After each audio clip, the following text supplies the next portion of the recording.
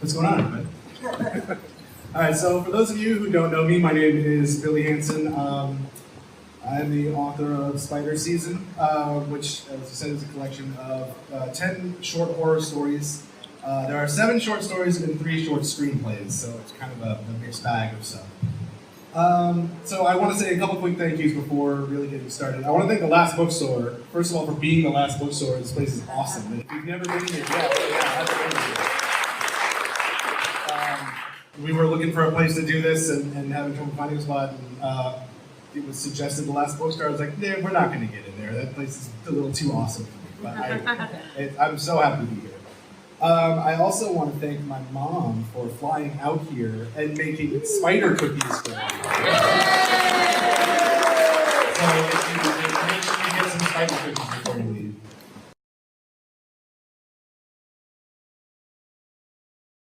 So the book actually comes out on October 9th, which is next Tuesday. So if you guys got a book tonight, you're getting it a little bit early.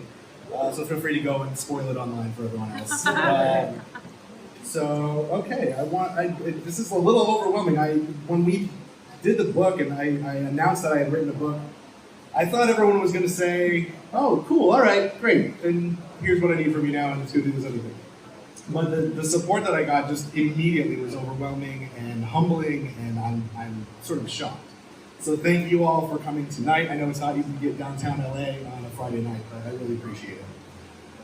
So I think most of you probably know me as a screenwriter, director, producer, and I think a lot of people in this room will tell you that that is a very frustrating position to be in. And screenwriting, you can work for years and years on the script, and you give it to one person and then we'll give you 10 pages of notes. Everybody will give you 10 pages of notes. And it's a very frustrating profession. So, for example, I had a project that I worked on for about 5 years, give or take, between research and drafts and pitching and all of that. But it started to get a little steam, pick up a little momentum. It got me representation, and it got me into a lot of rooms. It was doing great. And right at the height of all of that, I found this article that said, there's a very big name director doing essentially the same show. So that script was done with, essentially. And I say that not to be self-deprecating or to get pity from anybody. It's just kind of the way it works. And so I was in that mindset a little bit when the idea for the first short story came to me. And I woke up in the middle of the night one night, it was like 3 a.m., and there was a loud bang in the apartment. I shot out of bed and I went to go find what it was, and there was nothing there. And so I was real creeped out. But as a lot of horror writers are, when they're creeped out, I was inspired to write something. So I sat down and I sort of hammered through this short story called Light Sleeper. And at the end of it, it was like 8 in the morning. I was already like late for getting ready for work. But I was reading back this thing and I was like, oh, this is done now. This is a completed work. I don't have to go beg people for money. I don't have to crew an independent production and go through all that. It's just done. So I kind of started looking at some other story ideas and saying, all right, well, what else can I do? Can I do more of these short stories? Can I kind of explore this side of me? And ended up writing, I think, I want to say like 5 short stories, just like one right after the other. And I realized at that point, I had a book. And the real process with short stories is really to send them out one by one, try to get them published individually, then do a collection at the end. But I was a little bit impatient and a little impulsive, so I just started putting together the collection myself. And once I started doing that, I wanted to make it really special. So I reached out to an artist that I knew named Carl Swiminski, who's done amazing work, and he did all the little illustrations on these. We ordered bookmarks and we got mini posters back, so I'm going to call them big bookmarks, textbook bookmarks. But he did all the artwork on these, he did all the illustrations in the book, they look incredible. And sort of, once it got that legitimacy, I ended up saying, okay, so I'm actually doing this thing, I need to make it good now.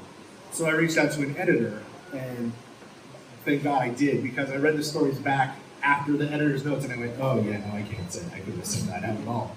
So Roz Weisberg was a godsend, and she was an expert in both long-form writing and screenwriting. So she was catching all the little mistakes I was making, all the little pitfalls that I had.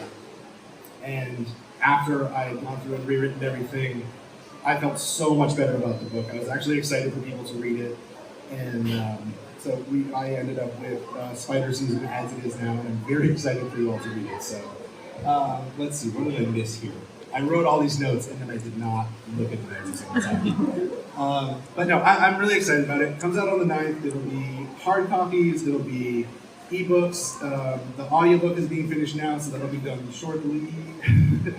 and that's pretty much it. So I guess what we're going to do tonight is if anyone has any questions, feel free to throw them out, and then we'll do a couple of short readings, and then I'll sign some books, and we can all go have a drink afterward. But yeah, so I don't know if anybody has any questions, but if you do, feel free to throw them out.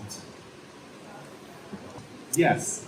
Who are some inspirations of yours? Like it's horror stories, so you obviously are inspired by horror. Yeah. So I'm from Maine, which is kind of the land of horror, and so it's hard to escape Stephen King as a very direct influence. But I love Stephen King. I love Richard Matheson. That's a relatively new one, but I'm very into Richard Matheson. Shirley Jackson, like all the sort of greats with short stories. I started reading a lot of their stuff when I kind of learned I wanted to do the book. So that was, yeah, those are probably the major influences. Yes, sir. Do you have a favorite story?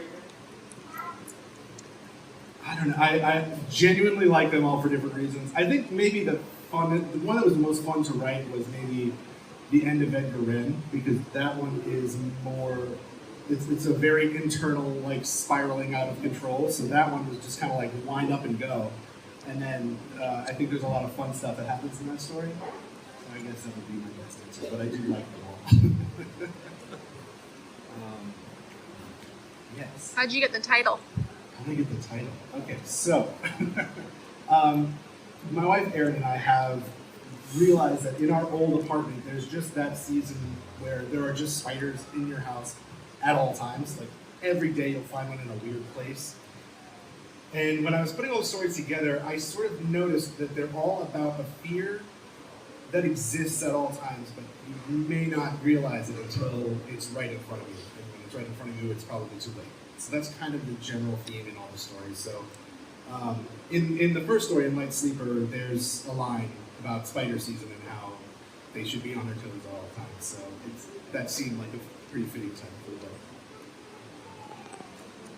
Yes, sir. Since you started out writing screenplays, are there any stories that you might adapt back into a screenplay? So, funny enough, when I told my manager at the time, I told him I wanted to write this book, his first question was, can any of them be movies? I was like, well, I'll just give you a script. I'll just give you a script. And ironically, every meeting I've had since the book has been, can we adapt any of those into a story? So there is one in there that seems to be sort of the favorite for everybody to adapt back. It's called The Clearing. And that one is more, that's the longest of the stories. That's more novella length. And so that would probably be the best one. So if I were pitching a project from the book, I would say about that one. Yes, sir. How long did this take you from start to finish? So the first short story was, I want to say, it was about mid-2015. And at the time, I mean, my only intention was to write a few short stories and do them, piecemeal. But I think from the time I said I'm going to do a book, it's probably about 2 years ago. And so then it was a matter of finishing the stories I wanted, editing, getting the illustrations, putting it all together, getting it printed, all that fun stuff. And so, all in all, I would say about three and a half years. Too long. Yes. Oh, Cody, do you have a question? Is the process more like, you said you woke up in the middle of the night with this idea and you started writing, or is it like every day in the Everything was different. I mean, everything came from a very different place, and my writing process really becomes about what time do I have to actually sit down and write, because I have a very, very busy schedule, and a lot of the times, like, the stories were written in little 5-minute chunks. So it would be, okay, I've got 5 minutes before Aaron did so, right? When we just hammer out a couple paragraphs, or up in the middle of the night, right after the baby goes to sleep, and I've got about 20 minutes before I fall asleep myself. So I'll try. I've fallen asleep with the laptop on me many times. So it really was. I do a lot of brainstorming, and I do a lot of work beforehand for outlining and stuff. So by the time it gets down to the writing, it's pretty quick. All right. Well, that's not for us.